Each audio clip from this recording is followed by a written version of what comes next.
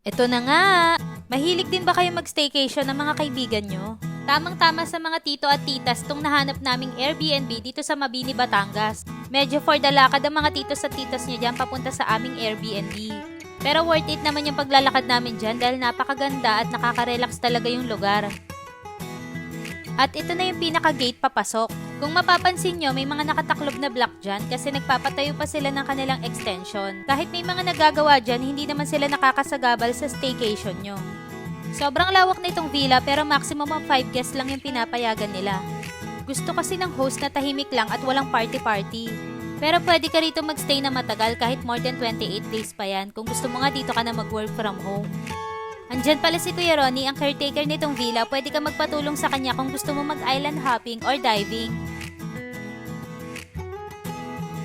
Isa lang yung bedroom dito sa villa pero napakalaki at ang ganda. May 2 queen bed at 1 sofa bed. Siyempre naka-aircon, may wifi at TV with Netflix. Tuwang-tuwa ang mga tita kasi may mga libre ng coffee at tea. May wine glasses na rin, sakto kasi may dala rin kaming wine. At may mini fridge na rin. Sa kabilang side nitong room, nandito naman yung toaster at microwave. At nandyan na rin yung malambot na sofa bed. Bago pumasok ng bathroom, may cute na sink at mirror. Sakto kapag gusto mong mag-skincare, nandyan na rin yung hair dryer. 10/10 sa amin tong bathroom dahil maganda at higit sa lahat napakalinis. Ito talaga yung favorite spot namin dito sa villa. Ang sarap lang panoorin ng mga hampas ng alon at paglubog ng araw. Parang gusto na nga lang namin magstay dito forever pero syempre hindi pwede. Meron silang sariling kayak and paddleboard at mga snorkeling gear na libre na rin gamitin kapag gusto mo.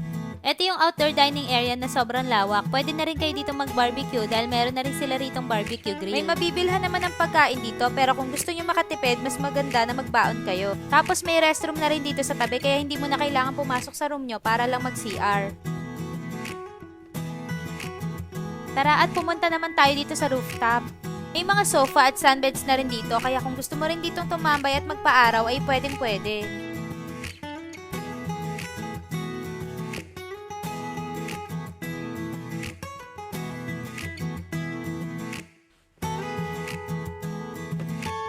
Ganda rin ang view dito sa taas at andyan na nga yung 2 kong friend na nakakaangat-angat.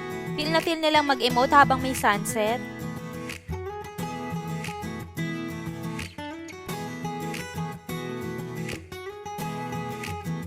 Sa sobrang lawak nitong villa, hindi na namin alam kung saan kami pupwesto at lahat din naman ng sulok dito ang ganda. Kahit gabi na, kitang-kita mo pa rin yung ganda ng villa dahil sa mga setup ng ilaw.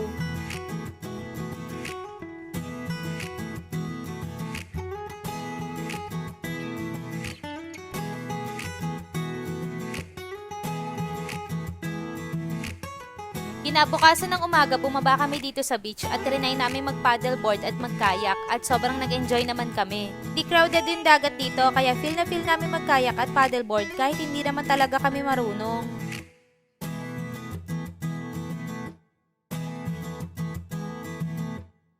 At dito na nga natatapos ang pagpapanggap ng mga tito at tita. Kailangan nang bumalik sa realidad dahil tapos na ang kanilang maikling bakasyon. Ganun talaga kapag nakabakasyon ka, ang bilis matapos ng mga araw. Pero pansin nyo rin ba na mas nakikilala nyo yung mga jowa nyo, kaibigan at katrabaho kapag nag-travel o bakasyon kayo? May maarte, sakitin, kuripot, madaldal, madaling mainip, late, mataray. Hindi rin naman mawawala yung mabait lang, masiyahin at lahat ng yan ang kukumpleto ng memories ng bakasyon nyo. Kaya hanggat kaya pa ng mga titos at titas mag-travel, sulitin na natin ang mga pagkakataon.